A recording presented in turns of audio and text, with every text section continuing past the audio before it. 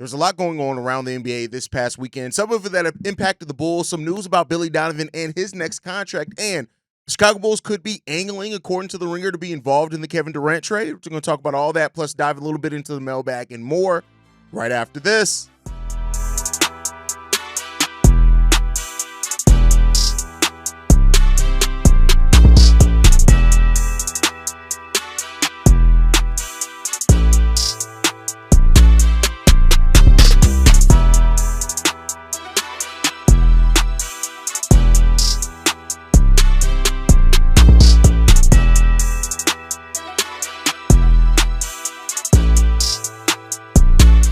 What's going on, Bulls fans? Welcome to another episode of Chicago Bulls Central, your number one spot for everything Chicago Bulls related. I'm the host, Terry Hayes, but more importantly, you guys can follow the channel at Bulls Central Pod on every social media platform we happen to be on. With that said, let's go ahead and get into this content for today, y'all. And we just got a lot to catch up on. I think the initial kind of thing that came out over this weekend was, of course, the Desmond Bane trade. He's going to the Orlando Magic for 4 unprotected first-round picks. One of those that is likely to be a lottery pick next year, with it being the Phoenix Suns pick in 2026. Other than that, those are probably not all going to be great picks, right? We've talked a little bit about that when we dropped the live video on that news. But, you know, when you hear 4 unprotected firsts, it sounds crazy. But then when you start looking at where those firsts are probably going to end up slated being going, it gets a little bit less crazy. But even outside of what they got back, or what Memphis got back for Desmond Bane, Coby White, he was the Magic were one of the teams that were rumored to be interested in Coby White. We've talked a lot about that, their potential offer of, Jonathan Isaac, Cole Anthony, and the number 16th overall pick in this upcoming draft in 2025. Cole Anthony ends up going with KCP to Memphis to get Desmond Bane. And so now naturally people are asking, what does this mean, if anything, for Coby White's value, right? And I think there are a couple of different things that's going on. We have a voicemail on it, so we'll get a little bit more into detail on that. But I think, one, Coby White and Desmond Bane are about the same age. I do think, Desmond Bane has had more years of averaging over 20 points or right at 20 points than Coby White. But even with that said, he's locked into a long-term contract. It's a very reasonable contract. I think only the last year of it is over $40 million. And Desmond Bane, while not an amazing defender by any stretch of the imagination, is more of a defender than Coby White. He's been better defensively than Coby White. You look at the field goal percentage he holds teams to, the defensive rating, things like that. Like, he's been a better defender. And again, not even calling Desmond Bane some lockdown defender. I don't think that's the case. But he is a solid defender. And we've seen Coby be solid at times too. But I think those things kind of play a precedence into this. He already has his money, so a team doesn't have to worry about what that money is going to look like. And I think that plays a role into that. So again, we'll see. Right now, as far as Coby White's trade value, does that mean anything as far as Coby White's trade value, which a lot of Bulls fans are understandably so asking themselves, right? Yes and no. Here's the thing: when you already are locked into a contract, keep in mind he has 4 years left on his deal. Last year was the first year of extension, $36 million this upcoming year, 39 the year after that, 42 and 44 over the last 2 years of that deal, by the way. So, that's what you're looking at there. He's already locked in 4 more years. He's locked into that contract. It's a little bit less of a thing when it's a one player on a 1-year deal that is going to want. Like, the NBA is weird in that sense. Like, expiring contracts are definitely valued, but those are more veteran contracts. When you have a player like Coby that's looking to get paid, there's a little bit of that plays into that negotiation thing as well, right? But I will say this, like, if AK and Eversley are still looking to move on from Coby, which again, I think we need to also keep in mind, it was all rumored, right? That it was all rumored. So it wasn't like we knew for a fact or things like that. But, if they are still looking for Coby White, they better at minimum be asking for multiple first-round picks. I think at this point, and I've been on record to say that somebody that the Bulls probably can't get multiple first-round picks. But when you're talking about a deal like Orlando got, which one is likely to be a lottery, the rest are not, maybe that's what you're angling for, right? But I do think, this is the first big trade of the offseason. Of course, we're still waiting on, the KD trade and those things to go down. But this is kind of a market-setting trade in a way, right? I don't know what the Bulls do. If I had to go off the top of my head and guess, I don't think the Chicago Bulls, move Coby White in a deal like Desmond Bane or anything like that. But I do think now with that move happening, it now is in a spot where, people are looking at it saying, well, can Memphis start, can they go after, or are they going to be shopping their other players and Jaren Jackson Jr. and John Morant? I don't know. We've heard also some things that they can pivot and use these picks that they got, because now they're going to have multiple picks in every year of the draft going forward for the next couple of years, that they can look to do that to make a big splash. Some people have said KD. I doubt they can get in on the KD market, but, it is what it is when it comes down to that. So as far as the Coby White thing, I don't know how much that does for Coby White's trade value personally, but we shall see. But a little bit after this, right, and we got a couple of different reports that came out here. One that came from somebody, Dusty Garza, who works for NBA TV. He also is on Sirius XM. He's an NBA writer and analyst. He works for the Spurs Report when it comes down to that. And I haven't really seen a lot of this guy, but again, he's Spurs reporter, so I don't know if he would even cross my purview most times. But he did say this: there are rumblings that the Chicago Bulls could quietly become the key to a Durant to Spurs deal. Since Phoenix is rumored to want a center back in any KD trade, Chicago could step in as a third team using expiring deals like Nikola Vučević and Lonzo to match salary, send Phoenix their big, and reroute Durant to San Antonio. In return, the Bulls get picks and assets for helping. Clean cap math, salary relief, everyone wins. Now, we've talked a lot about, it's like he's listening to Chicago Bulls Central, right? We've talked a lot about the potential of the Bulls being a third team in the trade. I didn't even necessarily say the KD trade, but, a trade with that much money moving around, possibly. Now, it gets a little more interesting with the Phoenix Suns because they are a second tax apron team, so they can not take back multiple players in a trade while they're over the second tax apron. But if I'm the Chicago Bulls, I'm still like, if the Suns make a subsequent move, they make a precursor move, right? And they make a move first to get under the second tax apron, then it's on for business. And if I'm the Bulls, you damn right I'm trying to get involved. Like, this is, again, I know I've said this a lot. This is the offseason where AK has to GM. And I know he's the president of basketball operations. He's not the GM. Marc Eversley's the GM, but we know that AK is the face. But he has to do his job. He has to GM this shit. And I think getting involved in moves like this could be hugely important to a case like that. So, hearing somebody that is actually a Spurs reporter, right? And Dusty Garza is somebody who's focused on the Spurs. Now, I don't know how close. I don't know if he's the Spurs KC Johnson or not. I'm not going to act like I know that.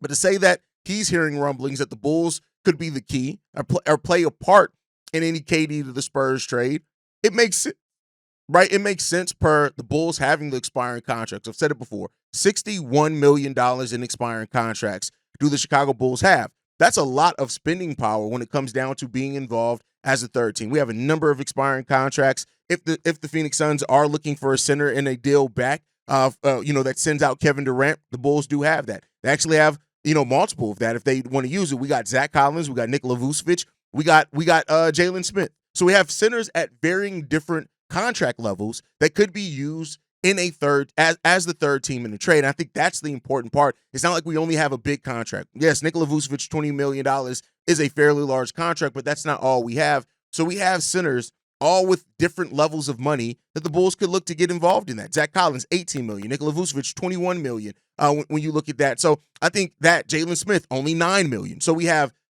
bigger, middle, mid, and then smaller contracts if you want a center back in that can make some sense. And so, if the Bulls are on the phone here trying to figure that out, and in return for that, they get even more salary cap relief and or draft compensation, I'll take that.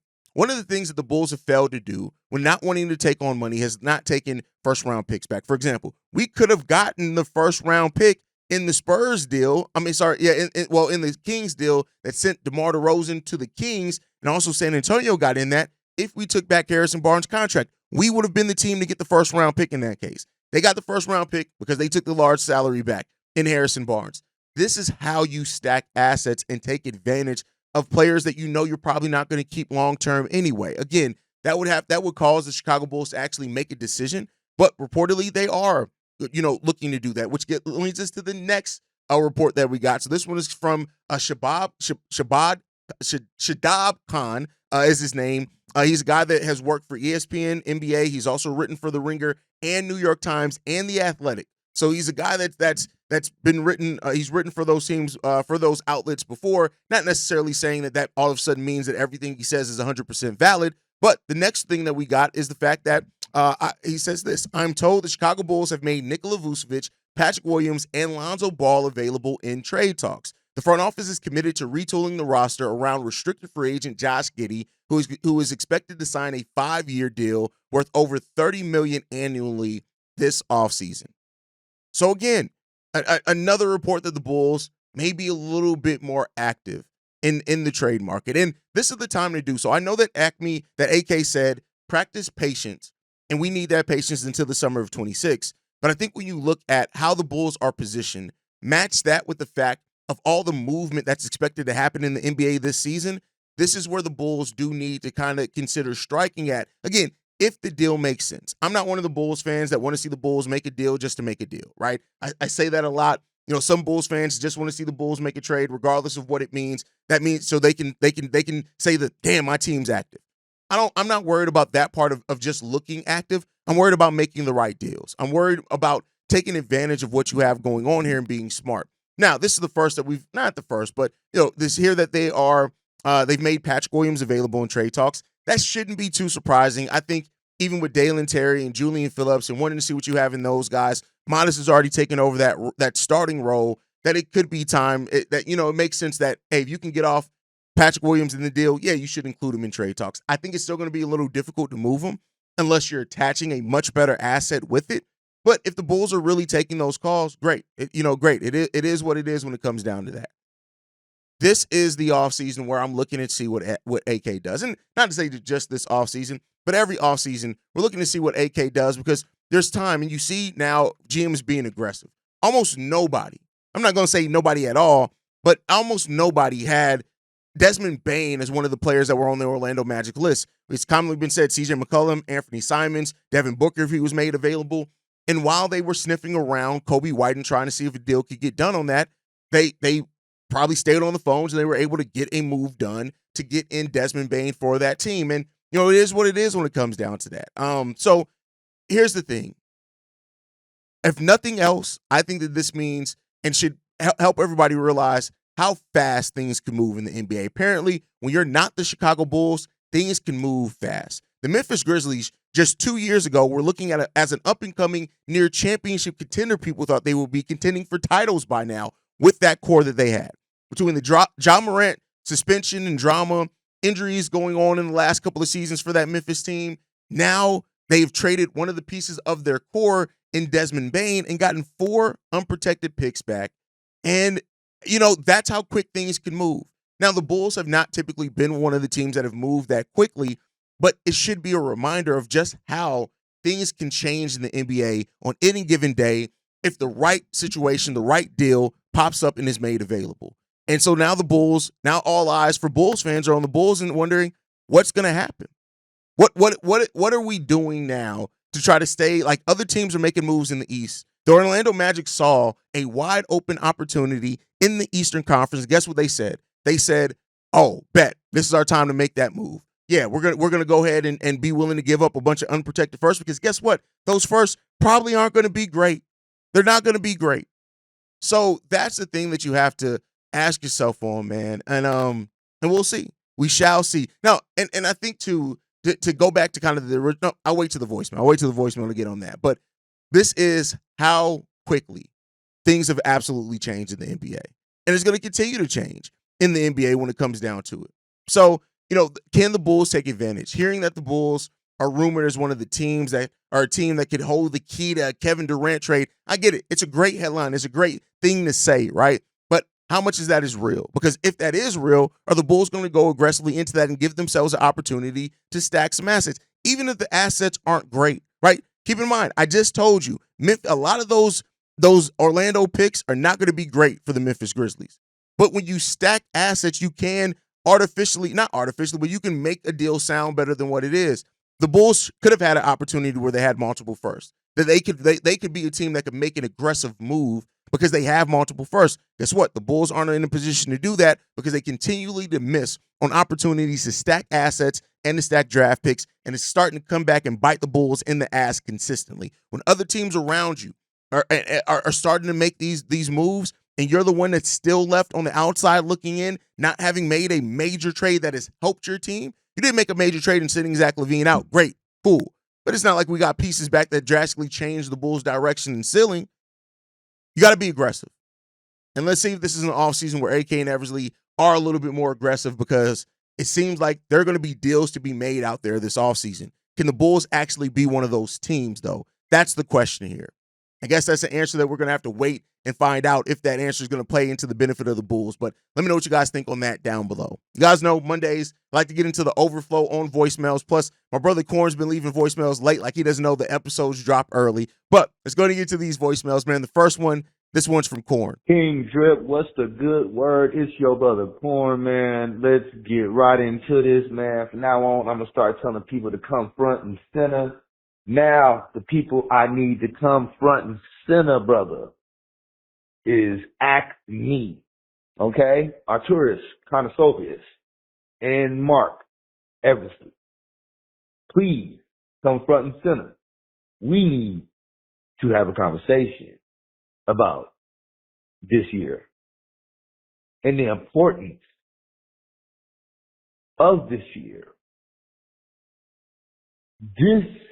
Maybe I am over-exaggerating, or maybe I'm overstating this, but I don't give a fuck.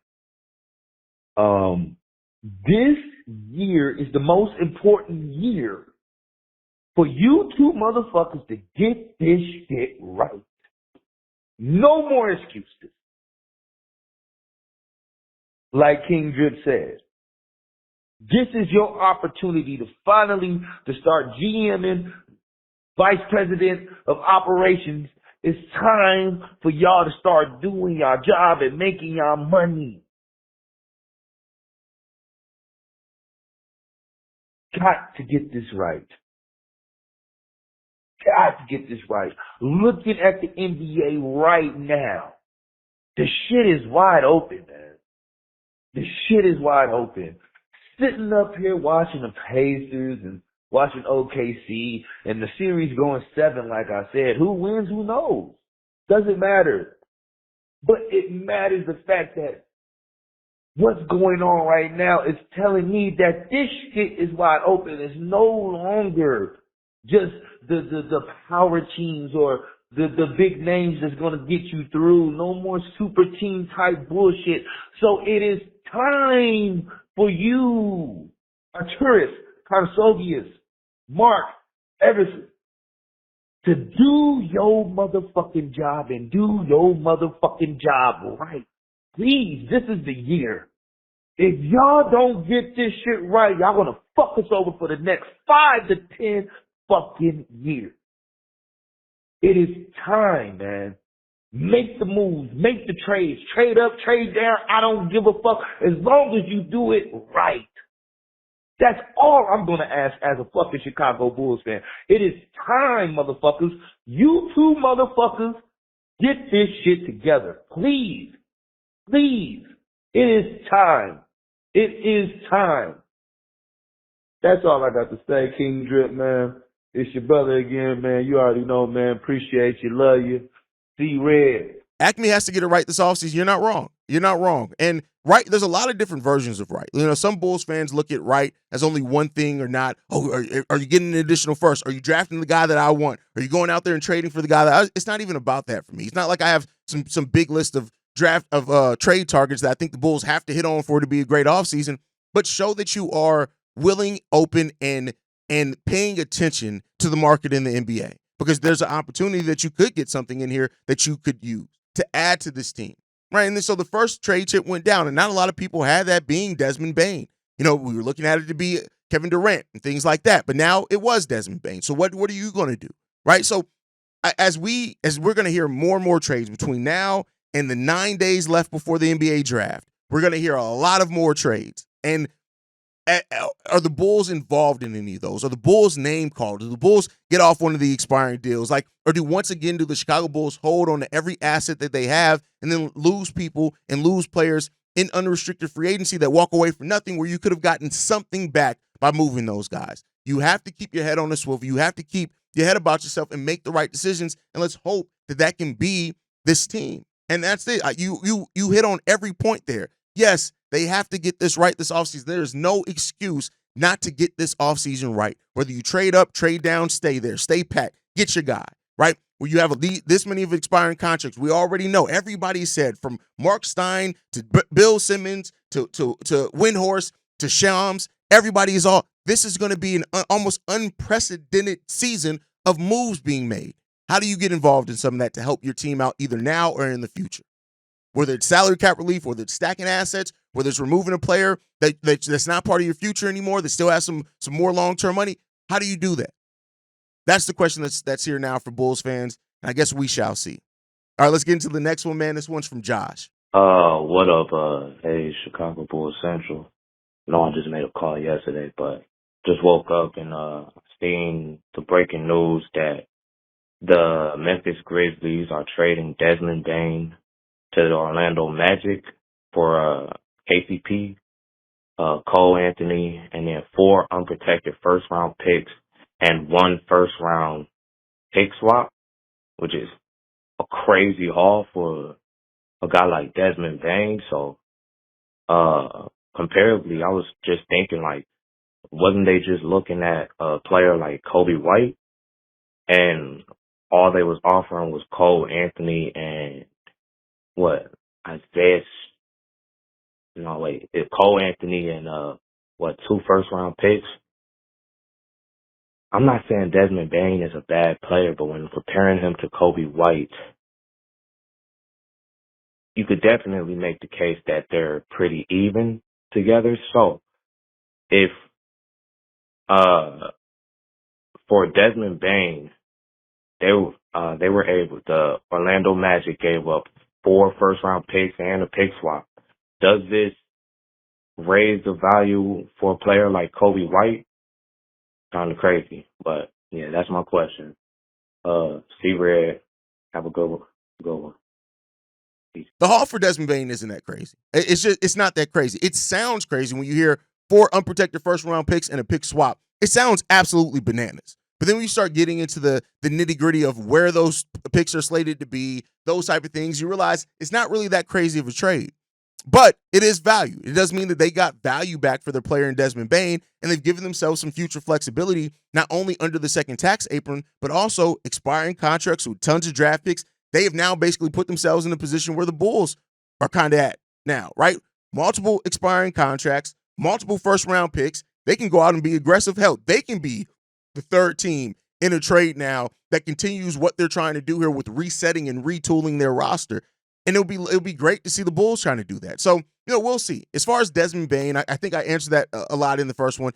I think winning plays a part into that, and Desmond Bane has come from a team that has won considerably more than the Chicago Bulls over the last few years. Last year was a struggle for them. Make no mistake about it. The year before that was tough for them too with all the injuries. But you look at that, he's been a part of a winning culture, right? I think that plays a bigger role into this than I think people realize. The fact that the Memphis Grizzlies under Taylor Jenkins had almost a 60% win percentage over the years, teams look at that and say, all right, he's a player that we know can contribute to winning. There's still a question that people have on that about Coby. Hell, we saw how it impacted Zach LaVine. That is, you can call it winning bias or whatever you want. It's a thing. On top of that, having the money that's already locked in, that plays a part. But like I said, I don't think it does a lot for Coby White's trade value per se. But when you look at Desmond Bane, you look at Coby White, I'll tell you this, Desmond Bane isn't 4 first-round picks better than Coby White. So I do think that, Bulls, if they are looking to move on from Coby and it gets to that point, make sure you're getting multiple first back. Even if some of those first are protected. Get first back.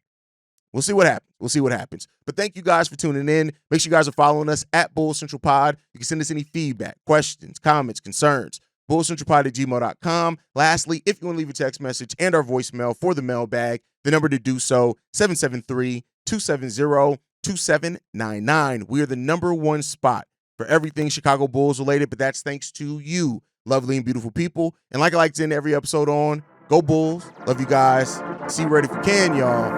Peace. This has been a presentation of the Break Media.